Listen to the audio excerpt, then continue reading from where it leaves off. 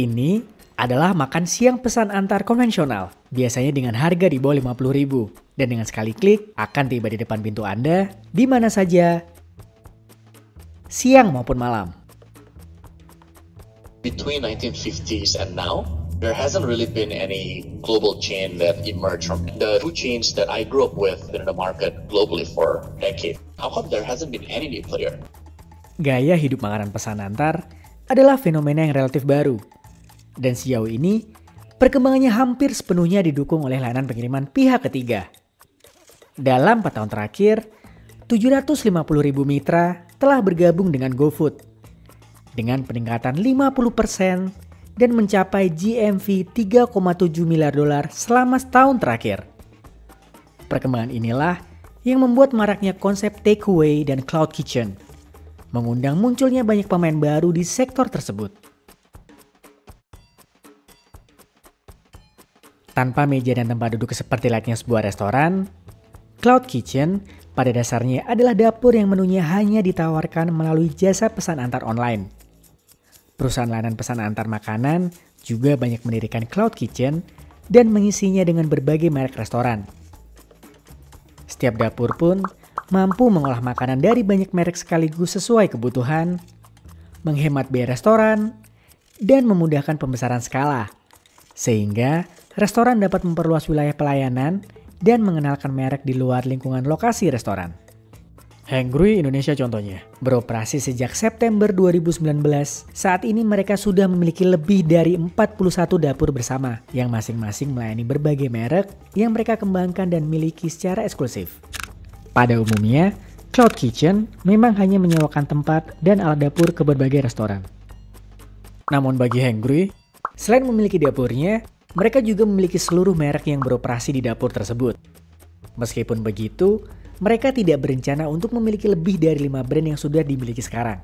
Dalam bisnis F&B, biaya terbesar memanglah untuk makanannya sendiri, karena adanya perbedaan cara untuk memproses setiap bahan. Sehingga, seiring perjalanan, Hangry pun mulai mengembangkan menu yang berasal dari bahan yang sama. Single most used ingredients in our business is chicken. So we use chicken everywhere.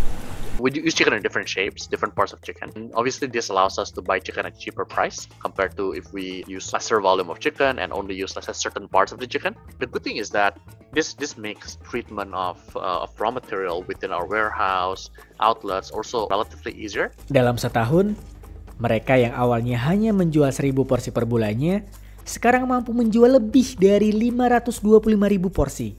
Dan berencana menambah dapur sampai di 120 lokasi. Menurut Hangry, konsistensi merupakan kunci utama dalam menjalankan bisnis restoran. It's all about operation actually. It's all about standardizing the operation, brainwashing the outlet staffs so that it's in their muscle memory to create all our dishes according to our detailed SOPs. Saat ini, dapur Hangry rata-rata berukuran 18 meter persegi dan berfungsi layaknya dapur utama restoran walaupun menaungi 5 merek berbeda. We operate like a single restaurant with relatively high number of menus. Menggunakan konsep ini, Hangry mampu menghemat lebih dari 50% dari perkiraan biaya untuk membangun restoran konvensional. Selain masalah belanja modal, dengan menggunakan konsep dapur bersama, Hangry pun tidak perlu memikirkan biaya sewa yang relatif mahal untuk mendapatkan lokasi strategis. Faktor biaya lainnya terletak pada biaya untuk platform layanan pesan antar seperti GoFood. Seperti brand lain, Hangry pun awalnya bermimpi untuk membangun restoran untuk mendukung promosi brand di masa awal. Namun, keterbatasan biaya membuat mereka memutuskan untuk berfokus ke layanan pesan antar sepenuhnya dahulu.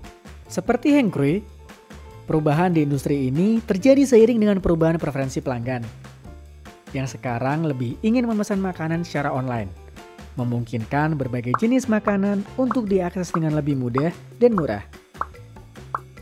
Terutama bagi kaum milenial yang cenderung menginginkan makan siang yang cepat dan sehat. Tren ini pun ditangkap banyak investor dan pelaku industri dapur bersama yang menawarkan konsep penyajian yang cepat, scalable, konsisten, dan berkualitas. Asosiasi Startup Teknologi Indonesia juga optimis bahwa jumlah pemain yang akan menerima suntikan dana akan bertambah. Sektor kuliner Indonesia sekarang memang memiliki basis konsumen yang sangat besar. anyone can start food business like tomorrow or even today. There's zero barrier to entry. Tren layanan pesan antar pun diperkirakan akan terus berkembang, sehingga lebih banyak orang akan memiliki akses mudah ke berbagai makanan lokal dibandingkan makanan cepat saji.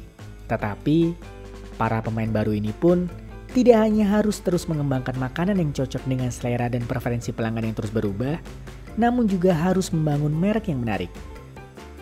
The one thing that truly matters is just customer love. Customers eventually will flock around the great contents, right? And same with food.